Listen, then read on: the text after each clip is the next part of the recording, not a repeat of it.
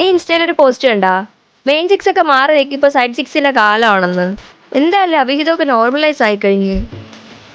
അതെ അവിഹിതമൊക്കെ true love ആക്കി വെച്ചേക്കേ പലരും.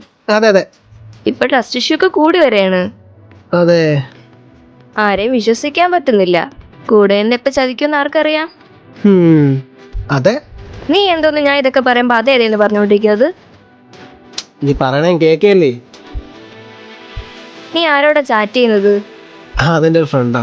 ഓ, നീ ഇപ്പൊ ഫുൾ ടൈം ചാറ്റിങ്ങും കോളിങ്ങും ഒക്കെ ആണല്ലോ. എന്താ വല്ല ഉടായ്പാണോ? നിനക്കെന്താ എന്നെ സംശയമാണോ? നിന്റെ ഫോൺ നോക്കുന്ന അതൊന്നും വേണ്ട, ഞാൻ ചുമ്മാ ചോദിച്ചെന്നേ ഉള്ളൂ. എന്തായാലും നിന്റെ സംശയം വെച്ചോണ്ടിരിക്കണ്ട. നീ എന്റെ ഫോൺ നോക്ക്, എന്നിട്ട് നിന്റെ ഫോൺ ഇതാ.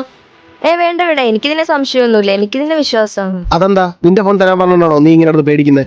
പേടിയോ? പേടിയൊന്നുമില്ല. പിന്നെ എൻ്റെ ഫ്രണ്ട്സിന്റെ കുറച്ച് മെസ്സേജസ് ഉണ്ട്, അവരുടെ ഓരോ പേഴ്സണൽ കാര്യങ്ങൾ. അത് നീ വായിക്കുമ്പോൾ ചിലപ്പോൾ നിനക്ക് തെറ്റായിട്ട് തോന്നാം. തെറ്റായ മെസ്സേജുകൾ ഉണ്ടെങ്കിലല്ലേ തെറ്റായി തോന്നും.